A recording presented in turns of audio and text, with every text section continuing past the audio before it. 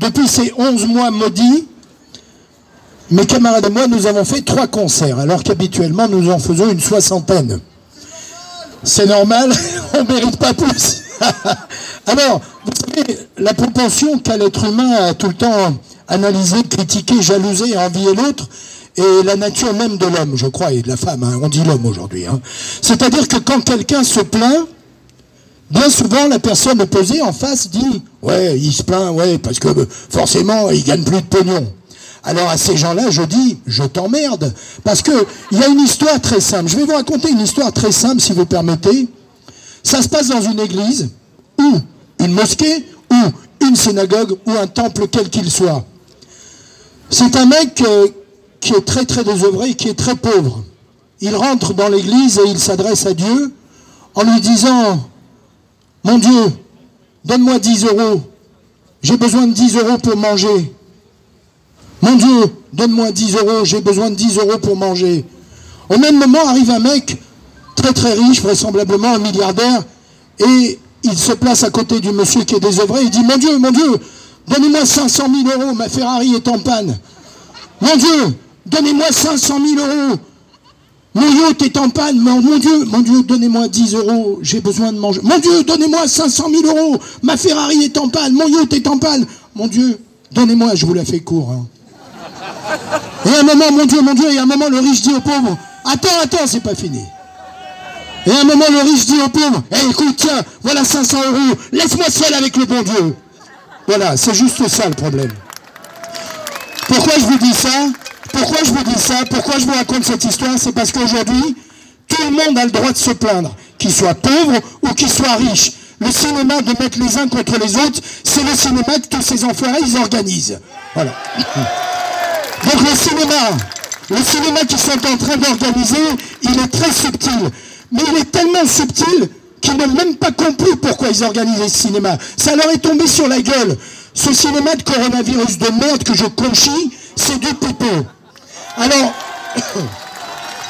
aujourd'hui, quand on dit que le coronavirus c'est du pipeau, t'as certains qui vont dire « Ouais, mais comment, tu vois pas tous les gens qui meurent, tous les gens, ouais, t'as aucune sensibilité !» Mais moi, celui-là, je m'adresse à lui et je lui dis « pauvre con !» Parce que je lui dis « pauvre con !» Écoutez-moi, attends, c'est pas fini. Je dis « pauvre con !» Ton cinéma, là, de prendre soin des autres. Il y a un accident de voiture avec 400 morts. Attends, arrête de dire ouais tout le temps, toi. Putain.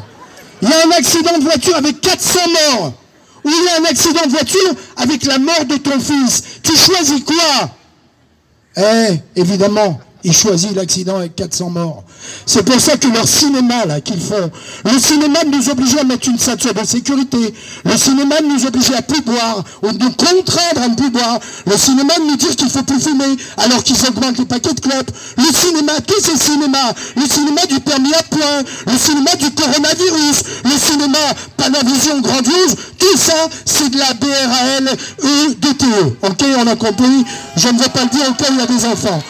Donc tout ce cinéma, vous l'avez bien compris les amis. Moi aujourd'hui, si je mets ce putain de masque, aujourd'hui, parce que c'est le même depuis 11 mois, hein, je me torche pas avec, mais sensiblement, ça revient au même. Si je mets ce putain de masque, c'est parce que j'ai pas envie de payer 135 €. Voilà, c'est tout. Je le dis, s'il y a des condés, voilà. Maintenant, s'il y a des gens qui meurent, je vous dis le dos, s'il y a des gens qui meurent, je le déplore, évidemment. Je souhaite que personne ne meure. Voilà, je souhaite que tout le monde soit en bonne santé. Je souhaite des bonnes nouvelles pour tout le monde. Mais s'il y a des gens qui meurent, la vie est faite comme ça. Je viens de perdre ma maman il y a 2 mois, elle devait partir. Elle est partie. Les gens meurent. Eh bien écoutez, en 1918, je me suis documenté, je ne le savais pas. En 1918, il y a eu une grippe espagnole. Bon, alors je me suis documenté. Savez-vous combien de morts ça a fait ce truc-là? 50 millions de morts. Et là, on est à 2 millions de morts. Alors, je n'ai pas envie de dire que ces 2 millions de morts sont bénins. Je n'ai pas envie de dire que 2 millions de morts, c'est pas assez ou c'est pas beaucoup. Mais c'est 2 millions en 11 mois. Et la grippe espagnole, c'était 50 millions en 1 an. Donc, ça veut dire quoi? Ça veut dire simplement que, selon moi, il n'y a pas lieu de terrasser une planète entière. Et ceux qui me diront, comme on me le dit souvent, putain Bébert, ça va péter. Il n'y a rien qui va péter. Parce qu'avant, un policier, quand il descendait dans la rue dans une manifestation, je le sais, j'ai 58 piges. J'aimerais bien que vous criez tous ensemble, ça ne se voit pas. Je vous remercie. Ça c'est mon côté cabot, hein, je suis artiste. Avant, un flic, quand il descendait dans la rue, accompagné d'autres flics, avant l'avènement des CRS, évidemment, un flic, il avait une paire de chaussures, un pantalon en tissu, un képi, une chemise et un blouson. Aujourd'hui, un flic ou un policier, j'ai rien contre les policiers parce qu'ils se font baiser encore plus que nous. Parce que eux, les pauvres, ils sont obligés. C'est comme ça. Aujourd'hui, il a des bottes, il a des surchaussures, il a des plastrons, il a un casque, il a des balles en caoutchouc, il a des trucs, il a des machins. Aujourd'hui, on ne fait plus le poids. Donc les amis, quand on me dit ça va péter, je dis, ça a pété pendant un an, les gilets jaunes. On leur a crevé les yeux, on leur a cassé les bras, on leur a... Donc, alors, je vais finir sur une note, Merci.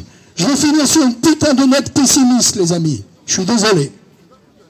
Si on me file la clé du pouvoir, je la mets dans les chiottes. Je suis désolé, c'est mon choix. Pourquoi? Parce que dès qu'on a la clé du pouvoir, on devient un pauvre con, on devient un arrogant. Eh oui, c'est comme ça, on devient un arrogant. Et je ne vise personne en particulier, n'est-ce pas les amis, hein? Donc voilà, j'ai envie de vous dire aujourd'hui coronavirus, demain variant, après-demain mutant, et dans 2 ans un autre virus, et dans 5 ans un autre virus. Et j'ai envie de vous dire, eh ben maintenant qu'ils ont la combine, maintenant qu'ils ont le mode d'emploi, eh ben ils l'appliqueront. Moi j'ai envie de dire, lorsque vous rentrez chez vous et que votre fils a fait une connerie, et qu'il vous dit non, c'est pas moi, c'est mon frère, est-ce que c'est la solution de punir les deux? Je crois pas que c'est la solution. Je me souviens des libraires qui se plaignaient de fermer.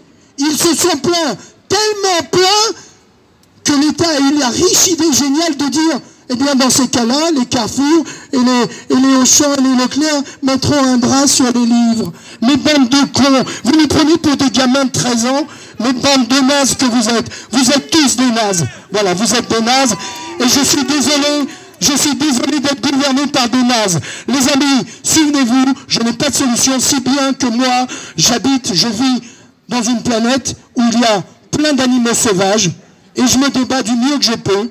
J'essaie de les éviter, je ne sais même pas de me battre contre eux. Je vous aime les amis, vive la jeunesse et vive la liberté.